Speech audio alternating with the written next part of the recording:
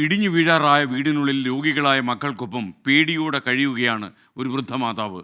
തൊടുപുഴ കോടിക്കുളം സ്വദേശി ത്രേസ്യയ്ക്കും കുടുംബത്തിനുമാണ് ഈ ദുരവസ്ഥ. സർക്കാർ തയ്യാറാക്കിയ അതിദരിദ്രരുടെ പട്ടികയിൽ ഉൾപ്പെട്ടവരാണ് ഈ കുടുംബം.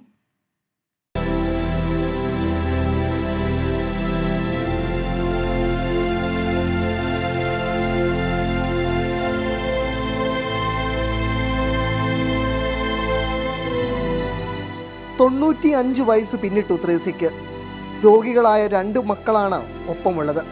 വാഹനമെത്താൻ വഴിയില്ലാത്ത കുന്നിൻ മുകളിലെ ഇടിഞ്ഞു വീഴാറായ വീട്ടിൽ പേടിയോടെയാണ് ഈ കുടുംബം കഴിയുന്നത്.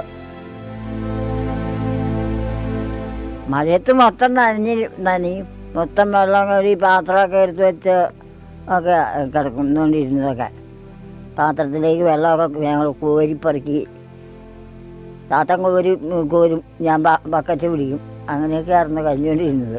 ഒരു വീടുണ്ടാക്കിയിട്ട് പോയാൽ മതി എന്നുള്ളൊരു ധാരണയോടെ എന്തോ എനിക്ക്.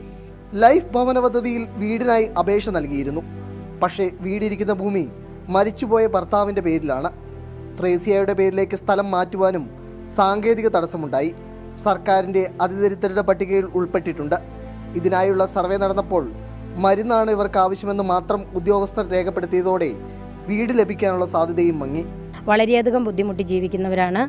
ഇനിയത്തെ മഴക്കാലത്ത് ഈ വീട് ഇവിടെ നിലനിൽക്കുമോ എന്ന് പോലും അറിയത്തില്ല. ഈ വാർഡിലെ ഏറ്റവും മോശപ്പെട്ട വീടാണ്. ഒരുപാട് സാമ്പത്തികമുള്ളവരില്ലാത്തതിനാൽ നമുക്കൊരു ധനസഹായത്തിലൂടെ ചെയ്യുവാനും സാധിക്കുന്നില്ല. വീടിന് അർഹതയുള്ള അതിദരിദ്രരുടെ പട്ടികയിൽ ത്രേസ്യയെയും കുടുംബത്തെയും ഉൾപ്പെടുത്തണമെന്നാവശ്യപ്പെട്ട് പഞ്ചായത്ത് ഡെപ്യൂട്ടി ഡയറക്ടർക്ക് കത്ത് നൽകിയെങ്കിലും നടപടിയായിട്ടില്ല.